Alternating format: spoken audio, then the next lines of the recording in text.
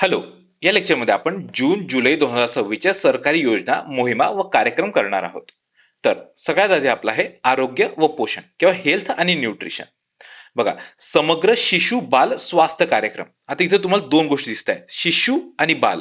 आतापर्यंत काय होतं, शिशुसाठी वेगळी आणि बालसाठी वेगळी. म्हणजे शिशु म्हणजे एकदम जन्मापासून तर काही वर्षापासून, त्याच्यानंतर ते थोडं मोठं झालं की त्याला बाल. ठीक आहे, तसे टोटल दोन वेगवेगळ्या स्कीमा किंवा कार्यक्रम चालत होते. आता पूर्ण एकच चालतंय, काय, समग्र शिशु बाल स्वास्थ्य कार्यक्रम. आणि हे एवढं समग्र आहे, इथं समग्र म्हणजे सगळं होलिस्टिक, म्हणजे पूर्ण न्यूट्रिशन पासून तर त्याच्या म्हणजे काही डिजिटल काळजी वगैरे आहे ते सगळं. म्हणजे बघा, समग्र बघा, आईचे मानसिक स्वास्थ्य पण याच्यामध्ये आहे आणि मुलाचे डिजिटल ट्रॅकिंग पण आहे. म्हणजे ही जी आई आहे तर तिला मानसिक त्रास काही होत आहे की नाही ते सगळं बघायचं आहे. आणि जे पोर आहे तर त्यांना हे मोबाईलचं काही व्यसन लागतंय की नाही ते सगळं सगळं ह्याच्यात बघणार आहे. ठीक आहे, तसे सगळं ह्या शिशुबाल स्वास्थ्य कार्यक्रमात आहे. ठीक आहे, 29 जून 2026 पासून सुरू झालेला आहे. आणि आरोग्य मंत्रालय म्हणजे आपलं मिनिस्ट्री ऑफ हेल्थ आहे, तर ते चालू केलं. ऑब्व्हियसली गोष्ट आहे, एक्स्ट्रा सांगायची काही गरज नाही. ते आता विजन बघा, पहिले 3 साल संपूर्ण देखभाल.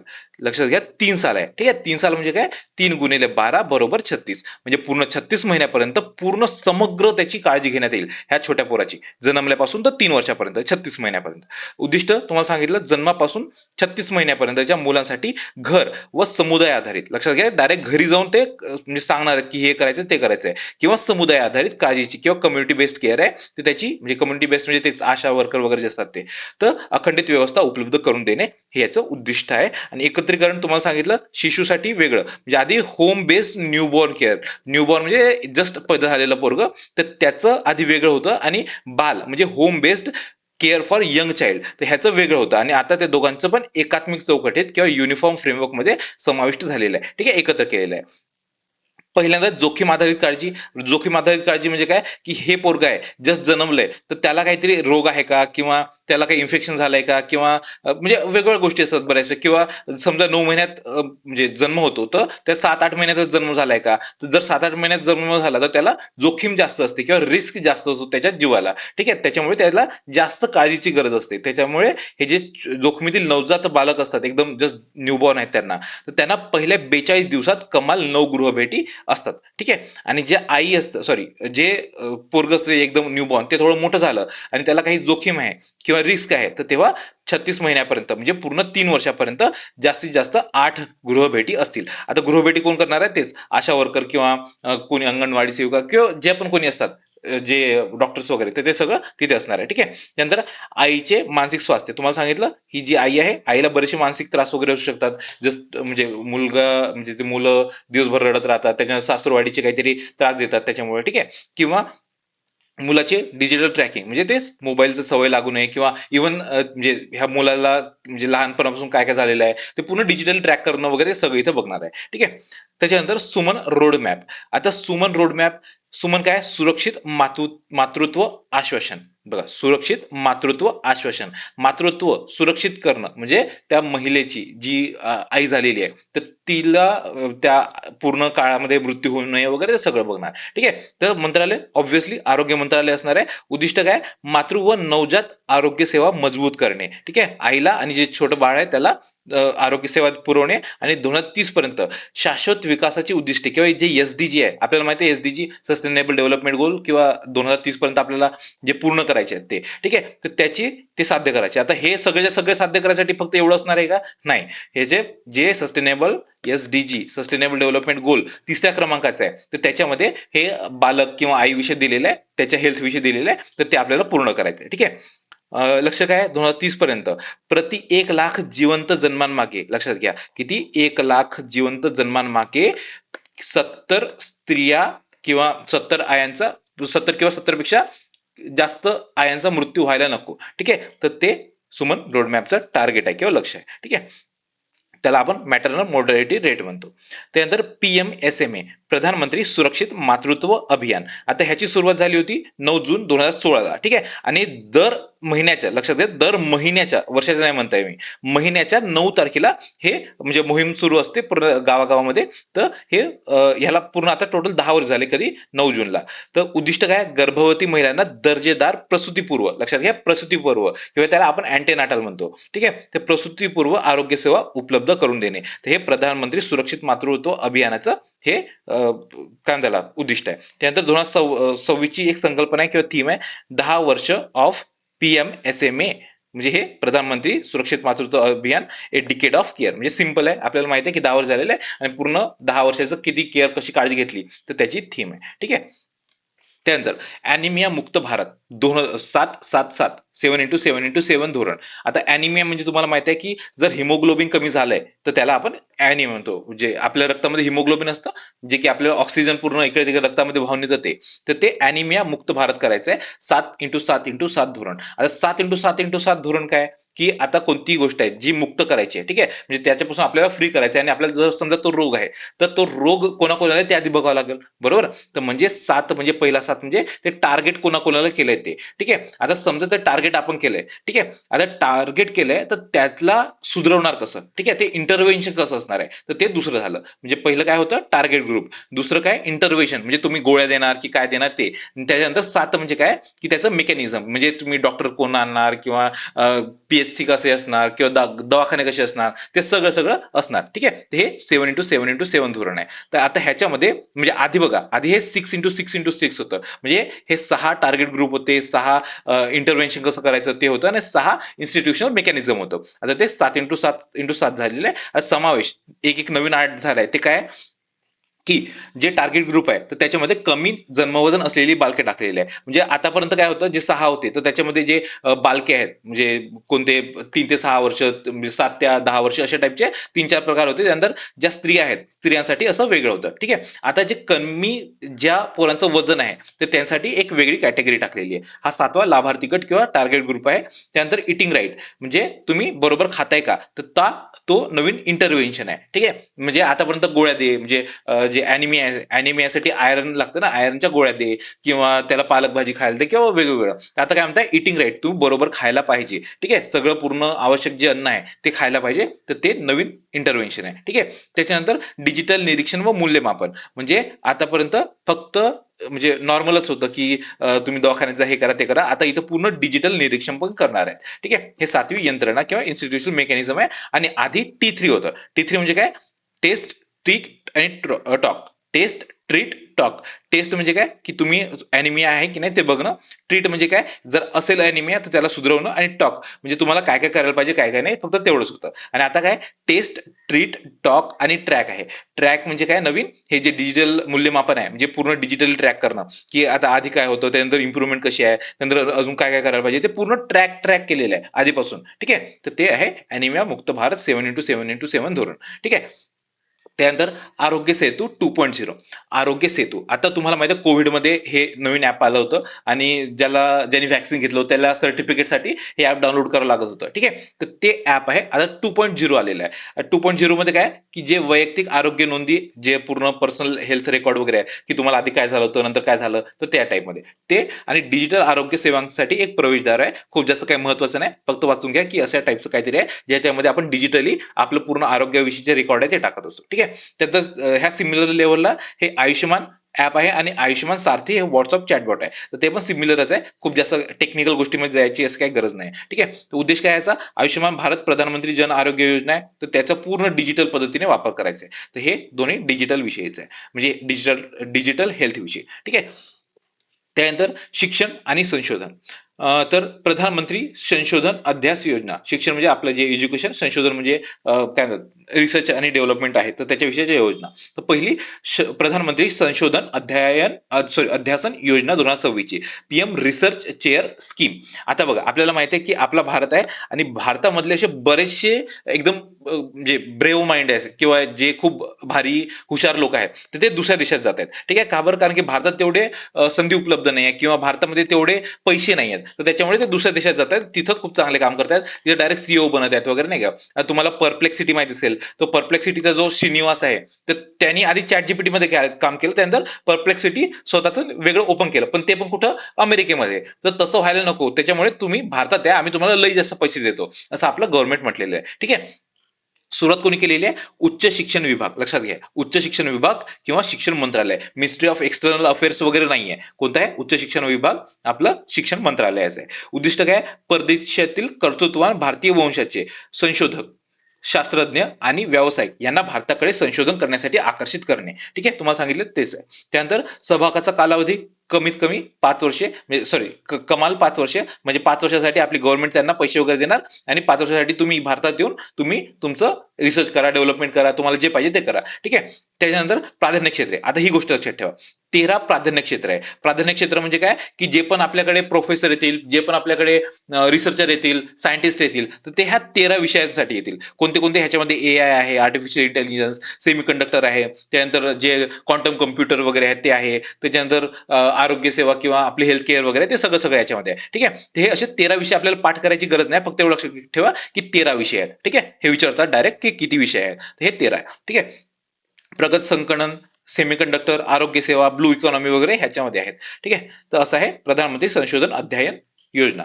त्याच्यानंतर बोधन AI. आता आपल्याला माहिती आहे शिक्षक कसे आहेत, आणि शिक्षक कसं, म्हणजे आता एखादी क्लासरूम आहे तर त्याच्यामध्ये काही पोरं आहेत, तर ते प्रत्येक पोराला इंडिव्हिज्युअली म्हणजे शिकवू शकत नाही, आणि ते इंडिव्हिज्युअलचे काय प्रॉब्लेम आहे तर प्रत्येक शिक्षक काय बघू शकत नाही, तर ते कसं बघायचे, तर त्यासाठी एक AI आर्टिफिशियल इंटेलिजन्स आधारित एक आता हे काढलेलं आहे कोणी, IIT मद्रासनी, तर ते शिक्षकांसाठी आहे. ठीक आहे. शिक्षकांना कृत्रिम बुद्धिमत्तेची मूलभूत तत्वे आणि त्याचे उपयोग, त्यांचे प्रशिक्षण देण्यासाठी हे आहे. ठीक आहे. त्याच्यानंतर उत्तराखंड.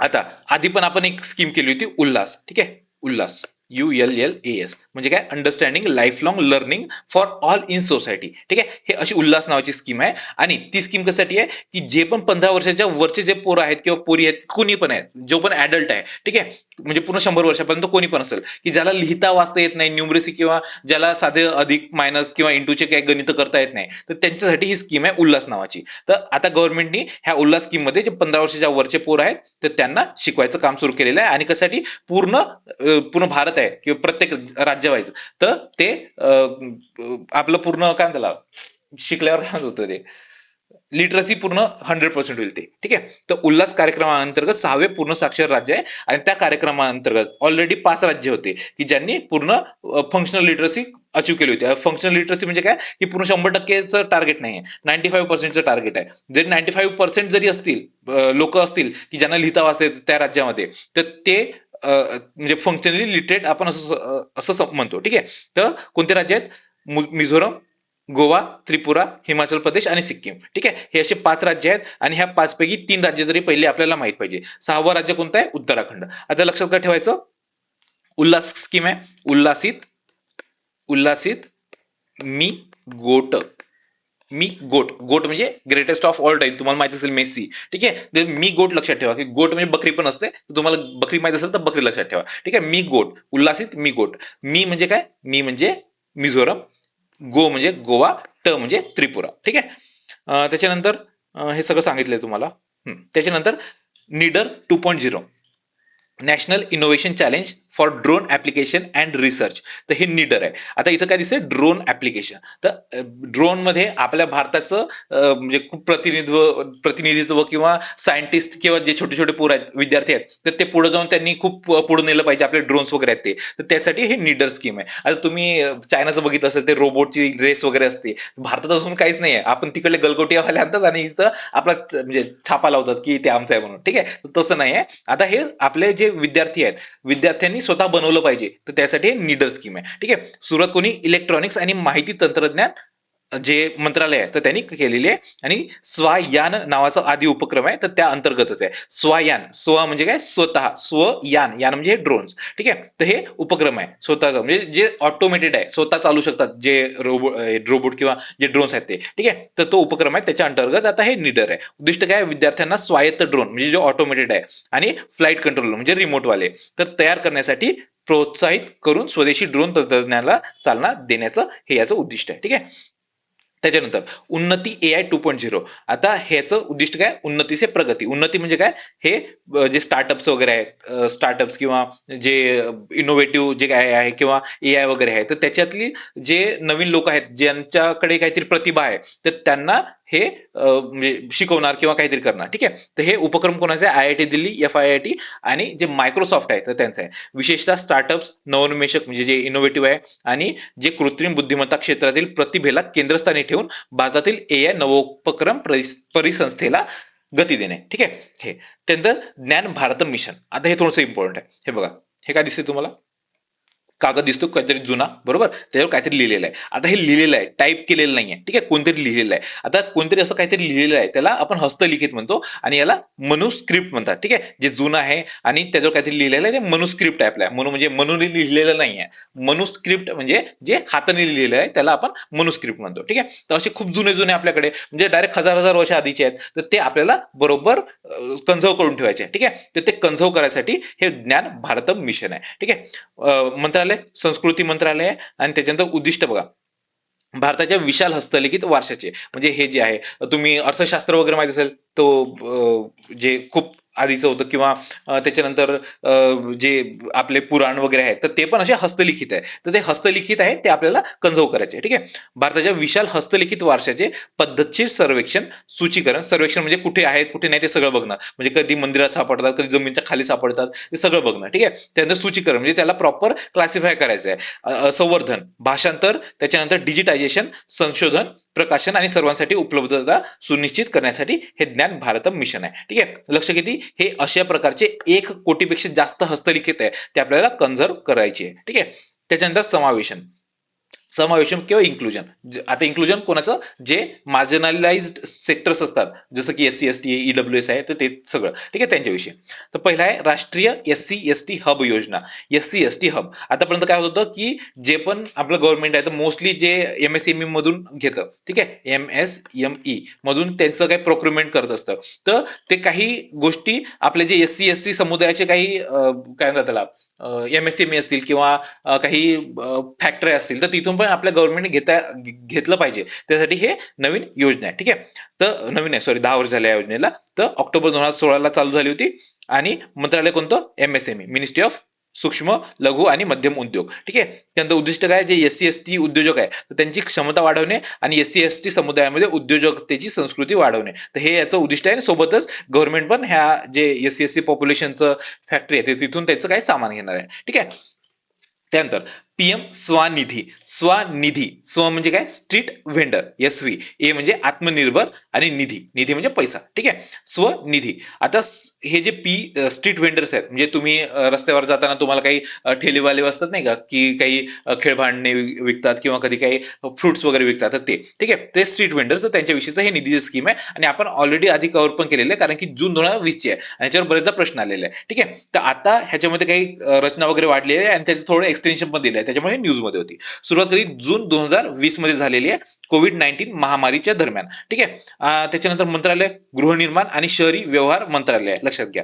कोणतं, मिनिस्ट्री ऑफ अर्बन अफेअर्स. त्याच्यानंतर उद्दिष्ट काय, जे फेरीवाले आहेत तुम्हाला सांगितलं, जे ठेलेवाले असतात म्हणजे फ्रूट वगैरे विकत असतात ते, तर त्यांना परवडणारी भांडवल कर्ज, म्हणजे त्यांना कॅपिटल नसतं त्यांच्याकडे, तर त्यांना कर्ज घेण्यासाठी किंवा लोन घेण्यासाठी हे पीएम स्वनिधी आहे. आता लोनचे 3 टप्पे आहेत. ठीक आहे, पहिला सॉरी एक मिनिट,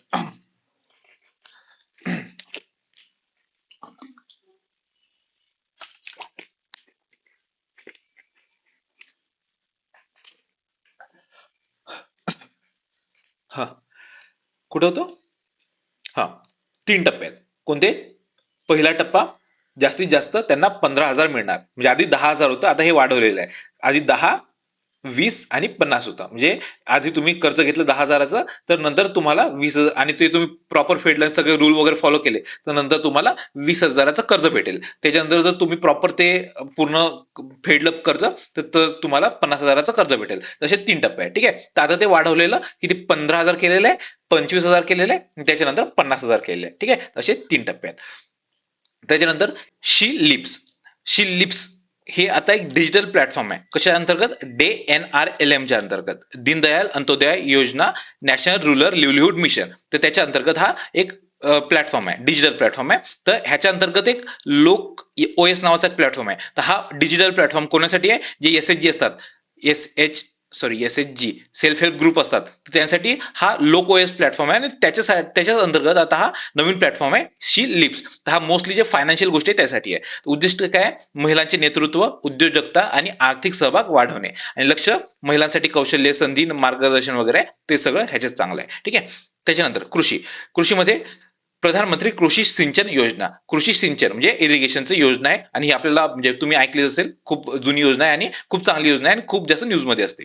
सुरुवात कधी 1 जुलै 2015 ला, टोटल 11 वर्ष झालेले आहेत आणि घोषवाक्य काय, हर खेत को पाणी, पर ड्रॉप मोर क्रॉप. आता हे 1 जुलै आहे ते लक्षात ठेवा, हे डायरेक्ट डेट विचारतात किती, 1 जुलै 2015. घटकावर बऱ्याचदा प्रश्न आले, ते घटक आपल्याला माहिती पाहिजे. पहिलं काय, त्वरित सिंचन लाभ कार्यक्रम किंवा ऍसेलरेटेड इरिगेशन बेनिफिट प्रोग्राम. ठीक आहे, ऍसेलरेटेड म्हणजे जे पण प्रोग्राम चालू आहे गव्हर्नमेंटचे ते पटापट करा तुम्ही इरिगेशन चे रिलेटेडचे. ठीक आहे, त्यानंतर हर खेत को पाणी म्हणजे भारताभरातल्या सगळ्याच्या सगळ्या शेतांना पाणी मिळालं पाहिजे. ठीक आहे, त्यानंतर प्रति थेंब अधिक पीक किंवा पर ड्रॉप मोर क्रॉप म्हणजे जे ठिबक सिंचन वगैरे असतं तर ते याचा कंपोनंट आहे. त्यानंतर पाणलोट क्षेत्र विकास किंवा वॉटरशेड डेव्हलपमेंट म्हणजे काही पाऊस वगैरे पडला तर तुम्ही एखाद्या ठिकाणी प्रॉपर तो गोळा करून ठेवलं पाहिजे, ते सगळं ह्याच्यात आहे. तसे 4 त्याचे घटक आहेत, ते आपल्याला पाठ पाहिजे. ठीक आहे, त्याच्यानंतर शेत बचाव अभियान. आता हे जे अभियान आहे तर ह्याचा कालावधी किती, महिनाभराचे देशव्यापी अभियान आहे, म्हणजे पूर्ण 1 महिन्याचा आहे, 1 ते 30 जून 2026 पर्यंत. आणि शेत बचाव, बचाव कसं त्याचं वाचवायचं कसं आहे की त्याची जी माती आहे ती माती आपल्याला आधी वाचवायची. कशी वाचणार ती, की जे फर्टिलायझर आहे आपल्याला माहिती आहे केमिकल्स असतात, आपण ते केमिकल्स शेतामध्ये लागत नाही, युरिया एवढा लागत नाही तरी आपण खूप जास्त प्रमाणात टाकत असतो, डायरेक्ट 30-30 पट जास्त टाकतो आपण. ठीक आहे, तर हे कमी करणं, तर त्यासाठी हे नवीन अभियान आहे. कुठं, रायसन मध्य प्रदेशमध्ये हा सुरू झाला होता. ठीक आहे, तर आयोजन कोणी केलेलं आहे, कृषी मंत्रालय प्लस भारतीय कृषी संशोधन परिषद ICAR ह्या दोघांनी मिळून केलेलं. लक्ष काय, जे खतं आहेत त्यांचं संतुलित विवेकी वापर, मृदा परीक्षणावर आधारित पोषक द्रव्य व्यवस्थापन म्हणजे जे आधी मृदा आहे की त्याची टेस्टिंग करायची आणि त्याच्यानुसार आपण सांगायचं की काय त्याला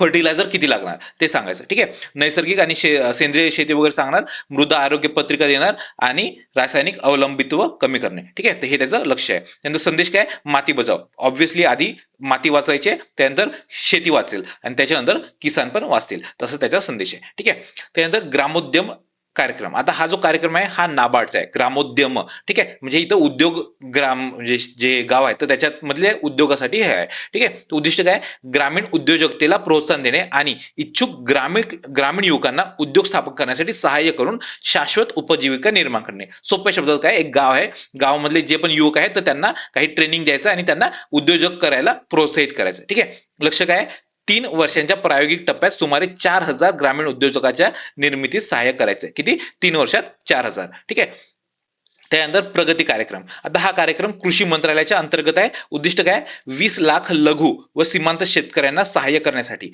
किती, 20 लाख लघु म्हणजे जे स्मॉल आणि मार्जिनल फार्मर्स आहे तर त्यांना सहाय्य करण्यासाठी आणि महिलांवर विशेष केंद्र म्हणजे लक्ष आहे आणि 20,000 कृषी उद्योजक तयार करायचे. म्हणजे काय की हा प्रगती कार्यक्रमाअंतर्गत जे कृषी मंत्रालय आहे तर जे यंग पॉप्युलेशन आहे त्या गावातलं तर त्यांना कृषी विषयकचं काहीतरी सांगणार, म्हणजे जे आधी जुने शेतकरी आहेत तर ते बरोबर म्हणजे जास्त पीक घेऊ नाही शकत. ठीक आहे, कारण की त्यांना जास्त टेक्नॉलॉजी माहित नाही, तर जे युथ आहे तर त्यांना टेक्नॉलॉजी माहित राहतं तर त्यांच्याद्वारे हे करणार आहे. ठीक आहे, तर किती, 20,000 युवक, किती, 20 लाख शेतकऱ्यांना शिकवणार आहे. ठीक आहे, त्याच्यानंतर भारत औद्योगिक विकास योजना रसायन, भाव्य रसायन. आता भाव्य योजना आपण आधी केलेली आहे, आता ही भाव्य रसायन योजना आहे. ठीक आहे, आता हे भाव्य काय होतं, भारत औद्योगिक विकास म्हणजे औद्योगिकाचा विकास करायचा, म्हणजे काही पार्क्स वगैरे निर्माण करायचे. पार्क म्हणजे काय असतं, तिथं सगळं गव्हर्नमेंट प्रोव्हाइड करेल, इलेक्ट्रिसिटी पाणी वगैरे गव्हर्नमेंट प्रोव्हाइड करेल ते. ठीक आहे, कालावधी काय, 5 वर्षाचा, 2026-27 पासून 2030-31 पर्यंत. उद्दिष्ट, रासायनिक उद्योगाला चालना देण्यासाठी भारतभर 3 समर्पित रासायनिक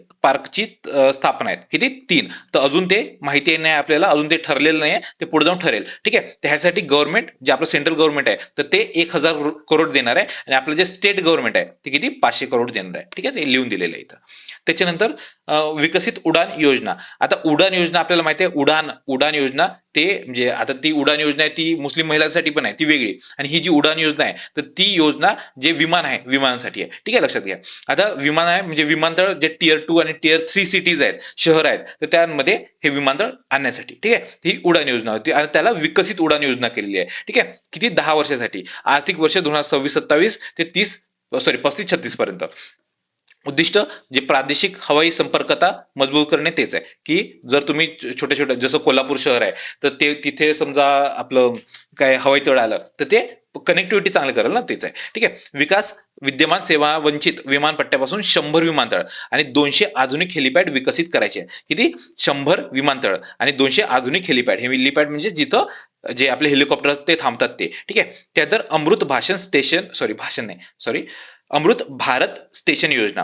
तर अमृत भारत स्टेशन जे आपलं रेल्वे स्टेशन आहे, तर आतापर्यंत जे स्टेशन आहे ते बरेचसे जुने झाले, तर त्याला आता मॉडर्नाइज करायचं आहे. तर ते आहे अमृत भारत स्टेशन योजना. सुरुवात डिसेंबर 2022 ला झाली होती आणि रेल्वे मंत्रालय.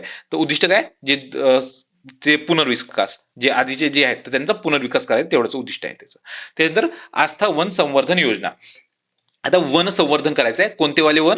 आस्थावाले. आस्था म्हणजे जिथं आपली आस्था आहे, ज्याला आपण सॅक्रेड ग्रुव्ज म्हणतो, ठीक आहे. सॅक्रेड ग्रुव्ज म्हणजे जिथं देव नांदतात असं आपण समजतो, आणि तिथले झाडं आपण जनरली तोडत नाही, जसे बरेचसे जंगल असतात, ठीक आहे. तर त्याला आपण आस्थावन म्हणतो. तर ते संवर्धन करायची योजना आहे. तर जवळपास 15,000 असे पवित्र वन क्षेत्र आहे जे आपल्याला संवर्धन करायचे आहेत. मंजुरी कोणी? जे राष्ट्रीय कॅम्पा, म्हणजे जे आपलं काय म्हणतात अफॉरेस्टेशन असतं, तर त्याला परत आपल्याला फॉरेस्टेशन करायचं, त्याचं जे एक फंड आहे, तर तो कॅम्पाचा फंड आहे, ठीक आहे. तर अशा त्याचं जे मंडळ आहे, तर त्यांनी ह्याला मंजुरी दिलेली आहे. कालावधी 5 वर्षाचा आहे, 26-27 ते 30-31 पर्यंत. उद्दिष्ट काय? भारतभरातील तुम्हाला सांगितलं 15,000 जे पवित्र ग्रुव्ज आहेत किंवा काय म्हणतात सॅक्रेड ग्रुव्ज आहेत, तर त्यांना वनक्षेत्र आहे, तर त्यांना संवर्धन करायचं आहे. आणि महाराष्ट्रातील उदाहरण काय असतं? देवराई. म्हणजे जे असे जिथं देव नांदतो आपण म्हणतो, जे सॅक्रेड ग्रुव्ज आहेत त्याला आपण देवराई म्हणतो. असं देवराई नावाचं एक ठिकाण नाही आहे, असे बरेच सारे काय म्हणतात वन आहेत ज्याला आपण देवराई म्हणतो, ठीक आहे.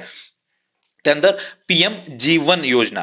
आता जीवन म्हणजे काय? प्रधानमंत्री जैव इंधन वातावरण अनुकूल फसल अवशेष निवारण योजना. आता हे मंत्रालयाचं आहे, आणि इथं काय जैव इंधन आहे, तर पेट्रोलियम मिनिस्टर असणार आहे, बरोबर. जैव इंधन आहे, जी आता इथेनॉलचं आपल्याला माहिती आहे, गडकरींचं इथेनॉल जे चालू आहे तेच, ठीक आहे. तर हे बायो म्हणजे गन्यापासून किंवा जे आपलं राईस वगैरे आहे, तर त्याच्यापासून हे सुरू होते, ठीक आहे. त्याच्यापासून हे बनतं. सुरुवात 2019 ला सुरू केली होती. उद्दिष्ट काय? गे लिग्नोसेल्युलोसिक बायोमास आणि जे इतर नवीनीकरणीय किंवा जे रिन्युएबल कच्च्या मालाचा वापर करणाऱ्या प्रगत जैव इंधन प्रकल्पांना आर्थिक सहाय्य देणं. म्हणजे काय? आता लिग्नोसेल्युलोसिक म्हणजे काय? आता समजा हे गहू आहे, तर गहू म्हणजे जे झाड असतं, तर ते नंतर बिनकामाचं राहतं ना, जेव्हा आपण गहू काढतो ते, तर त्याच्यापासून जैव इंधन बनवायचं आहे, ठीक आहे. तर त्याला आपण 2G इंधन म्हणतो. आणि 1G म्हणजे काय? की जे चांगलं राईस होतं किंवा चांगला ऊसाचा गन्ना होता, तर त्याच्यापासून इंधन बनवणं, तर ते म्हणजे काय होतं? 1G पहिलं जनरेशन. दुसरं जनरेशन हे आहे काय? की जे कचरा आहे, की जे खराब काही गोष्टी आहेत, तर त्याच्यापासून बनवणं. 2024 मधील सुधारणा काय? की केवळ 2G इथेनॉल पुरती मर्यादित न ठेवता जे प्रगत इंधनाचा समावेश केलेला आहे, बोल्ट ऑन आणि ब्राउनफील्ड प्रकल्पांचा प्रवेश आहे. म्हणजे काय? आता समजा हे एक प्रोजेक्ट आहे, आणि प्रोजेक्टच्या इथं बोल्ट केलेला आहे. बोल्ट म्हणजे इथं चिपकवलेला आहे एक नवीन प्रोजेक्ट, तर त्याला आपण बोल्ट ऑन करतो. आणि ब्राउनफील्ड म्हणजे काय? हे ऑलरेडी आहे, तर त्याच्यामध्ये काहीतरी मॉडर्नायझेशन करायचं, त्याला आपण ब्राउनफील्ड म्हणतो, ठीक आहे. आता योजना विस्तारित केलेली आहे आर्थिक वर्ष 28-29 पर्यंत, ठीक आहे.